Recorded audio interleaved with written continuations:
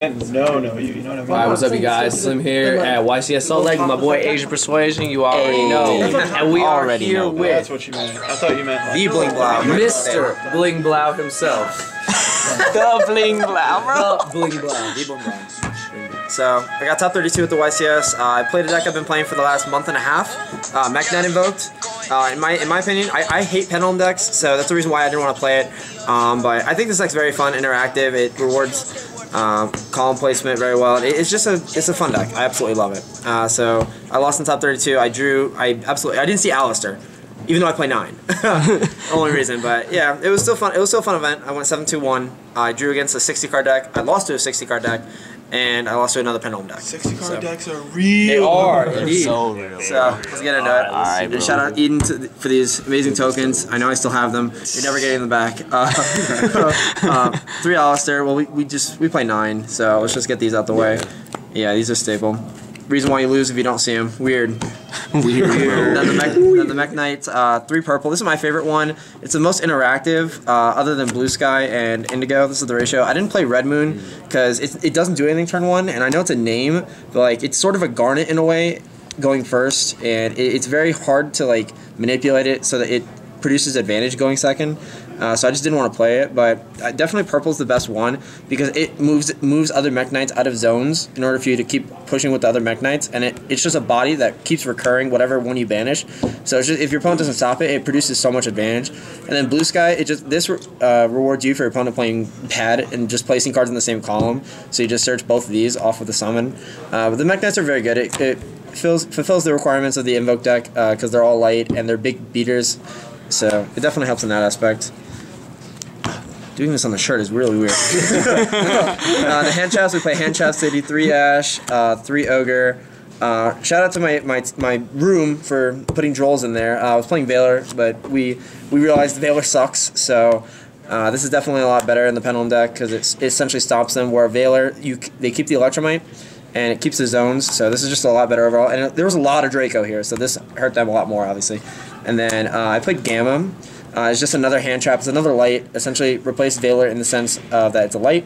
And it came up a lot to where I would activate Terraforming or Mind Control against a Pendulum board and then try to negate it, and I negate it with Gamma, and it just produced so much advantage. He wanted to take this out at one point. I did. I was told to take it out. Valor sus. Yeah. Mistakes were Good thing I listened.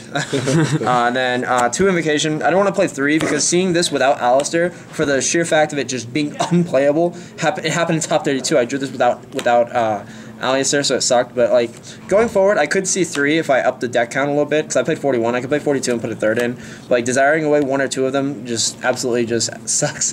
So I might go play 3, but 2 is absolutely needed at least. Then Bling Ba.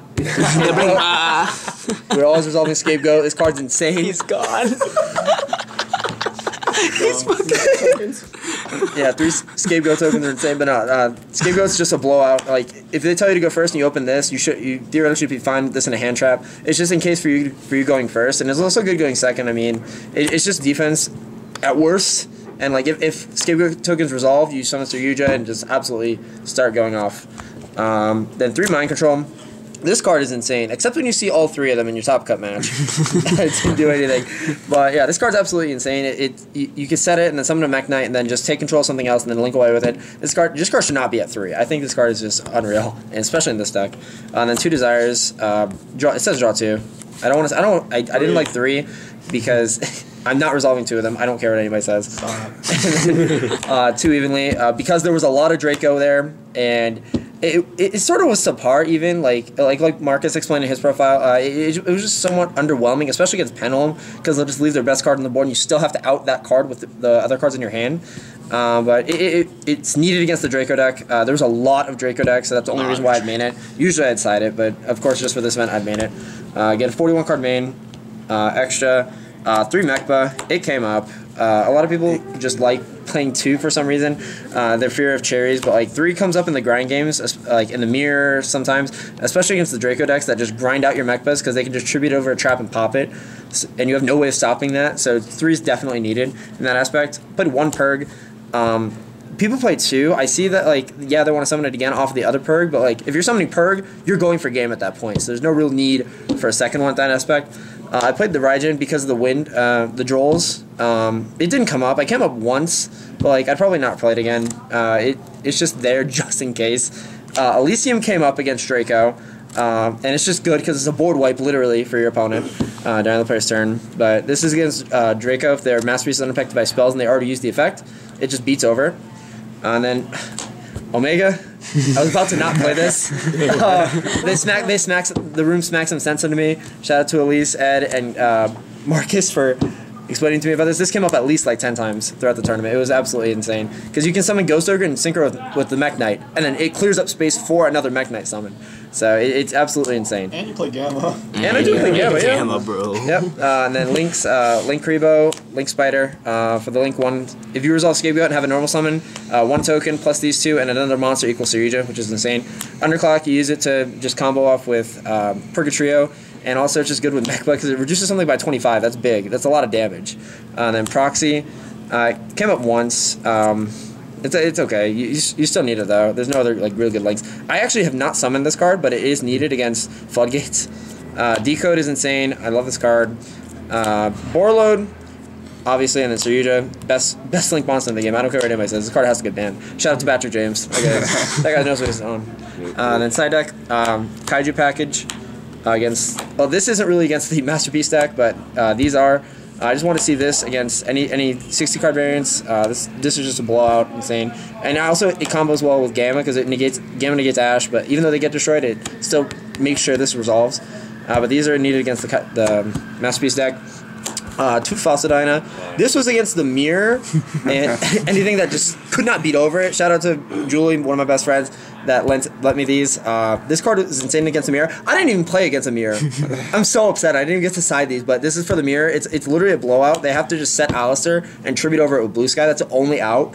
But at that point, I also side 3 Chalice to go with it.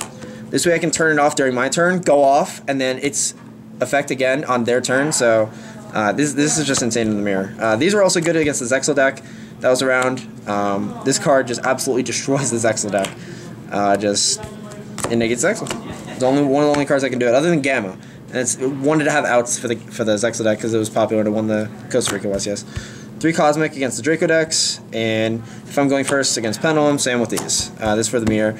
Usually, I still blind second going into game 2 and 3, unless if I lost against Pendulum, or if I beat Pendulum, knowing if they're good or not, they're going to make me go first. I just always side these in, and I usually keep these for knowing if I go first or second, but these are definitely always coming in my deck post game 2 and 3.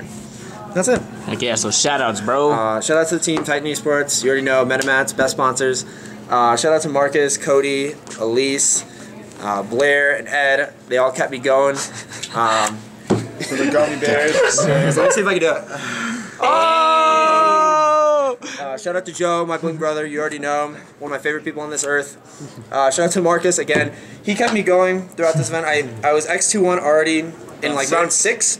Oh my god. I just didn't really want to play, but he kept me going. He's gonna drop. He's like, I can't top. I'm like, stop. You can't. And then they convinced me that X2-1s can top. All of them top, which was crazy. Yeah. And shout out to all the Floridians that kept me going. They were pushing me to keep going. But I love you all. Yeah, that's it. All right, man. Congratulations and thank you for the deck profile.